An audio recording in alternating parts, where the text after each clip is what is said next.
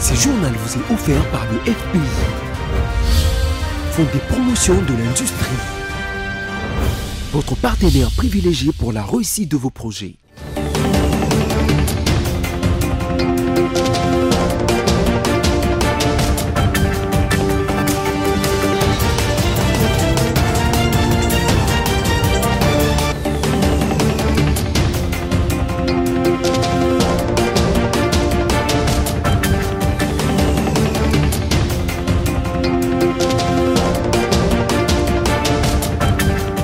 Bonsoir à tous et bienvenue à vous qui nous avez rejoints pour cette grande édition du journal sur BSC Télévision. Madame, Monsieur, voici les titres de ce vendredi.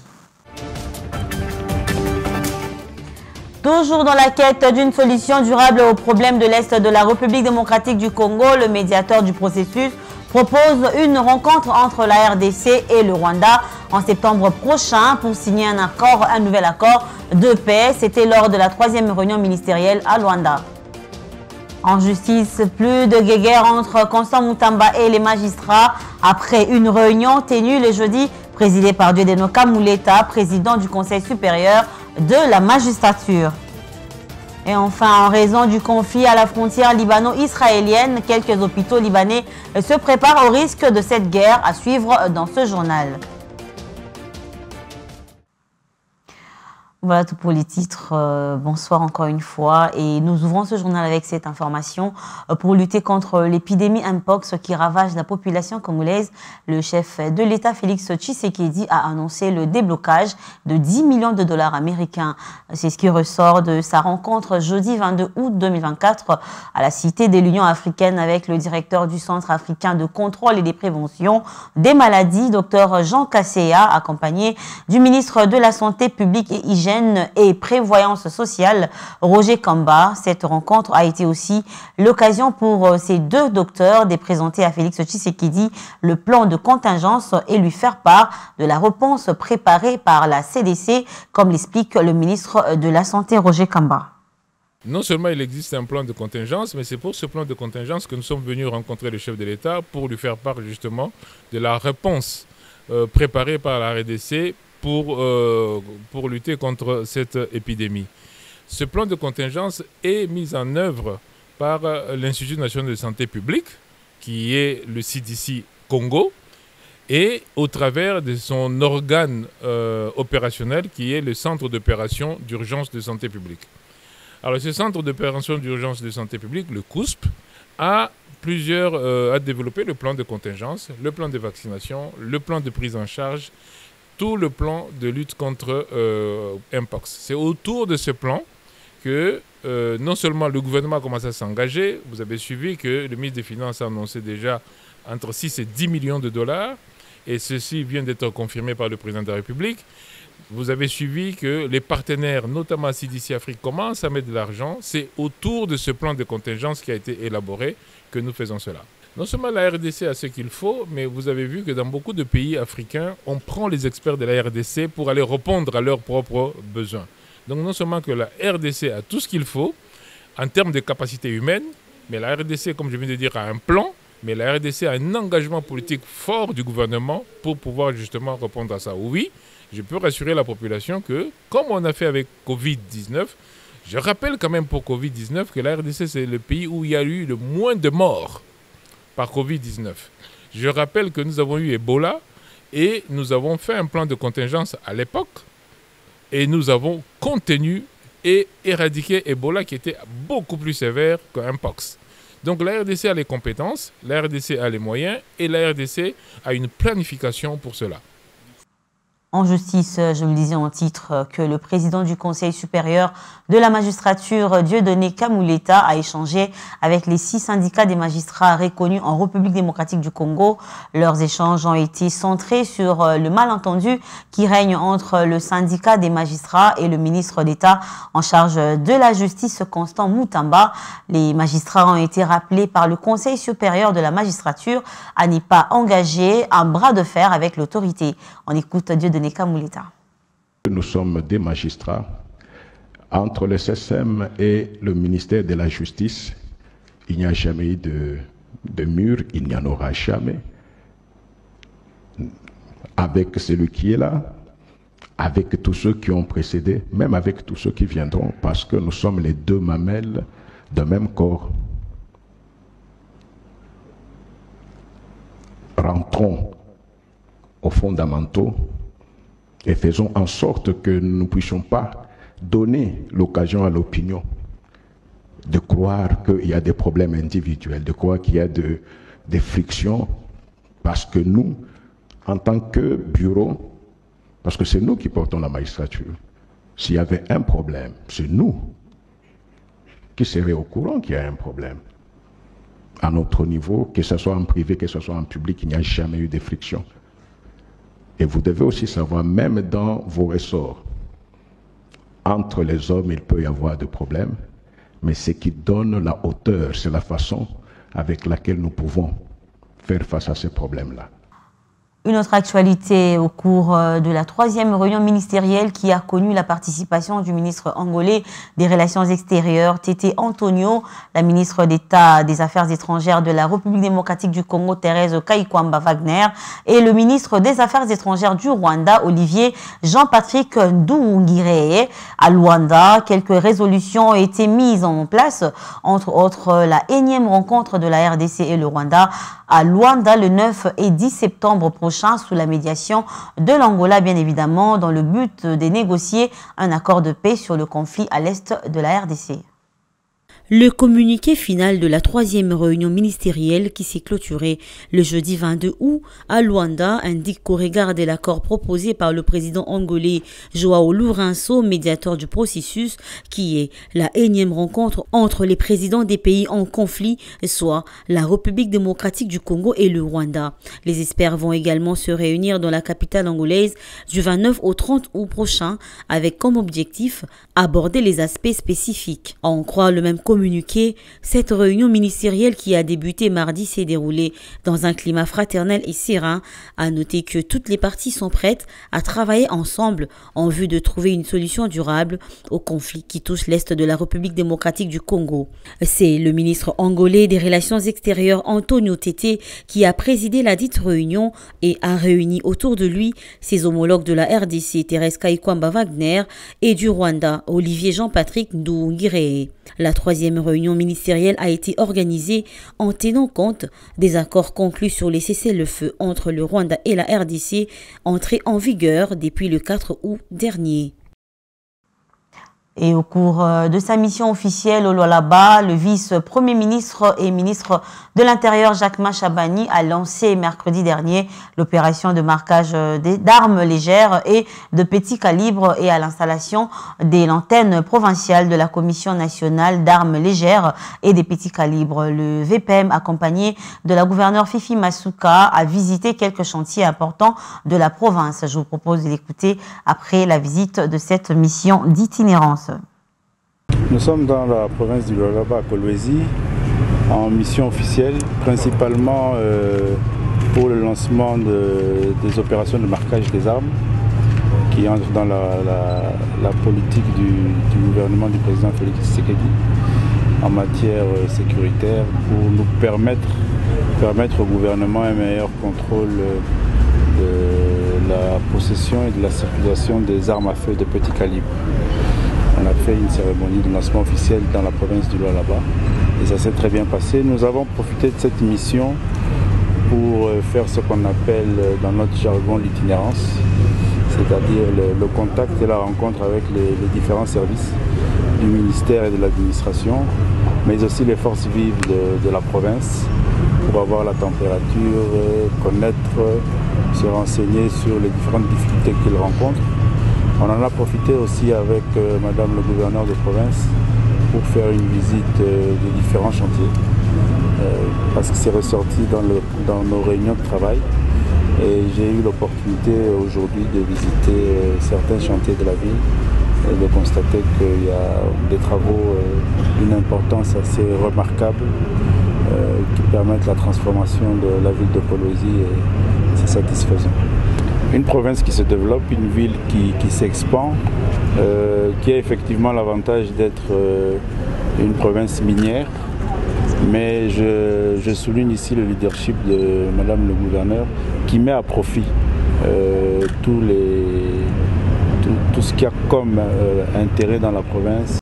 Et pendant ce temps, après la tenue de la 2e édition de son forum sur l'infrastructure en juin dernier, le think tank RDC Stratégie a remis son rapport final au ministre d'État chargé des infrastructures, des travaux publics, ITP, dans la journée d'hier, dans son cabinet de travail. Ce rapport contient 50 recommandations de ses assises. Roger Matadi. Dirigé par son président, Bodom Matungulu, les rapports intitulés La voie à suivre contient principalement 50 recommandations issues du forum dans le but d'accélérer les rythmes du développement des infrastructures en République démocratique du Congo, a précisé Matungulu. Nous avons réservé la primaire à son excellence qui nous accompagne déjà depuis la première édition. Ces 50 recommandations, comme nous les dénommons la voie à suivre, et c'est une voie qui, si elle est suivie, la RDC va se distinguer. Et dans ces recommandations, la conclusion, c'est qu'il faudrait que nous puissions tenir des états généraux des infrastructures qui va réunir ici les différents ministères qui interviennent dans ces secteurs pour permettre à ce que tout ce qui a été présenté comme recommandation soit maintenant affiné et que ça soit décliné par des actions concrètes qu'on pourra mener sur terrain. Profitant de cette occasion, le président du think tank a également remis le prix du soldat des infrastructures à Alexis Guissaro en reconnaissance de son dévouement pour l'amélioration des conditions des infrastructures en RDC. Rappelons que les récents forums organisés par les think tanks RDC Stratégie étaient axés autour du thème « Accélérer les rythmes de la mise en œuvre et de la réalisation des projets d'infrastructure en RDC, un impératif et pour un Congo émergent ».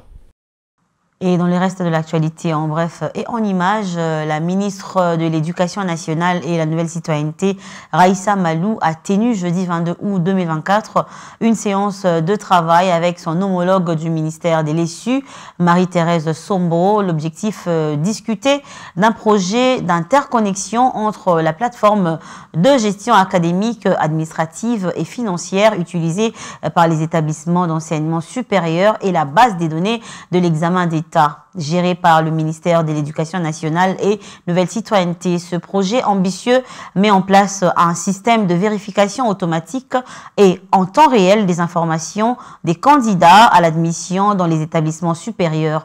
En unissant leurs forces et en travaillant de concert, Raissa Malou et son homologue du ministère de l'Enseignement supérieur et universitaire et leur engagement résolu à promouvoir l'intégrité académique et à garantir l'authenticité des diplômes délivrés dans le pays. Vivre quotidiennement à Kinshasa requiert beaucoup de courage car le temps est de plus en plus difficile alors qu'il faut manger tous les jours, prendre soin des siens et en cas de maladie se rendre le plus vite que possible à l'hôpital. Mais pour tout ça, il faut avoir du cash. Ce matin, nos pensées se sont dirigées vers les fleuristes non loin du rond-point Sosimat sur le boulevard du 30 juin à Gombe qui se lèvent tôt pour chercher leur pain quotidien avec le souci de savoir si ce travail leur permet de subvenir à tous les besoins de la vie. Regardez. Les jeunes Congolais se livrent dans des pratiques malsaines, entre autres le kidnapping, le vol et pour couronner le tout avec le phénomène Kuluna qui vont jusqu'à ôter la vie aux paisibles citoyens alors qu'il existe plusieurs façons de gagner sa vie sans recourir à tout ça. Prenons juste l'exemple de Charlie Landou, fleuriste de son état, qui nous parle de son métier qui lui permet de nourrir sa famille.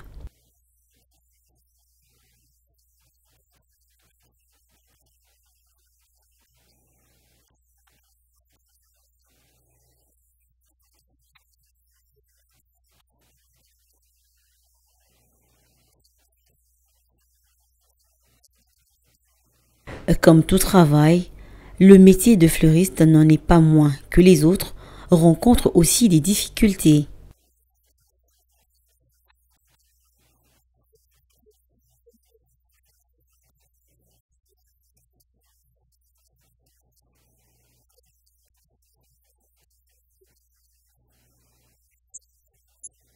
En passant, Charlie Landou, en tant que jeune, lance un message aux jeunes de la République démocratique du Congo en général et ceux des Kinshasa en particulier.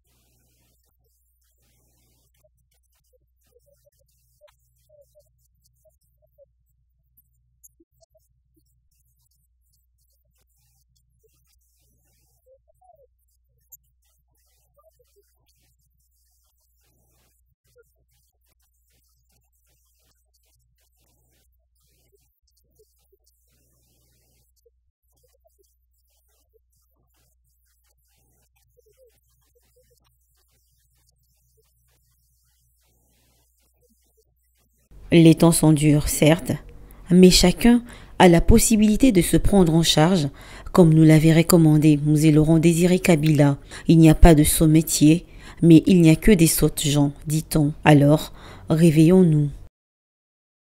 Et en dehors de nos frontières, au sein de l'hôpital Rafik Hariri de Beyrouth au Liban, l'ensemble du personnel hospitalier s'entraîne à faire face à un incident de masse qui provoquerait un afflux important de nouveaux patients, notamment en raison du conflit à la frontière libano-israélienne. Le ministre libanais de la Santé a mis en place un plan d'urgence au sein de tous les établissements hospitaliers pour former le personnel médical à ce type de situation. De nouveaux échanges de tirs entre Israël et le Liban, des violences devenues quasi quotidiennes à la frontière entre les deux pays depuis le 7 octobre. Une situation explosive qui fait redouter un peu plus chaque jour un embrasement global de la région. Cette crainte d'une guerre totale a poussé les autorités libanaises à se préparer au pire des scénarios, celui d'une gestion d'un nombre massif de victimes. Nous nous entraînons tous les jours et nous avons la zone rouge, la zone verte et la zone tampon. Et nous avons des missions différentes chaque jour. Par exemple, je sais maintenant que lorsque je travaille de nuit, je dois travailler dans la zone rouge, c'est-à-dire dans celle-ci.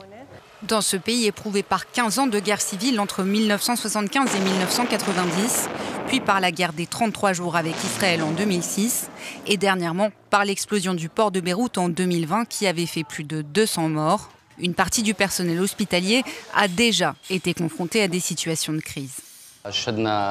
Nous avons fait face à de nombreux incidents qui ont fait un grand nombre de victimes, comme l'explosion du port, les attentats à la bombe contre des ambassades étrangères et même la pandémie de Covid-19. Tout cela nous a permis d'acquérir de l'expérience dans la prise en charge des patients blessés lorsque le nombre de cas arrivants est très élevé. Ce plan d'urgence n'est pas le premier au Liban, mais il survient dans un contexte économique particulièrement tendu dans le pays.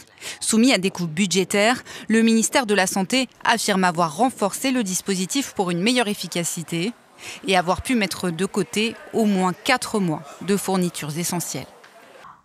C'est avec cette note à l'international que nous bouclons ce journal, mais avant de nous quitter, voici les rappels des titres.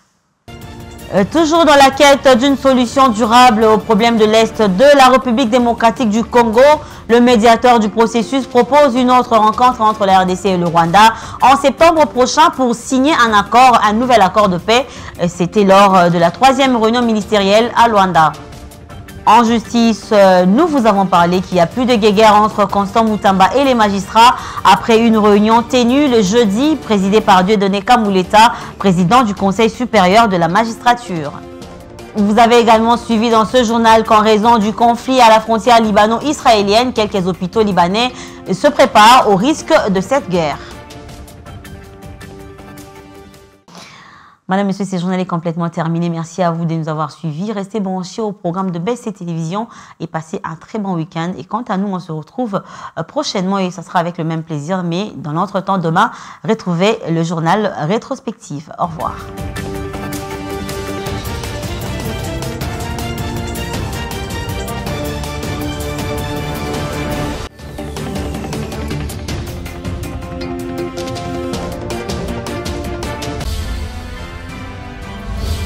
Ce journal vous a été offert par le FPI, Fonds des promotions de l'industrie, votre partenaire privilégié pour la réussite de vos projets.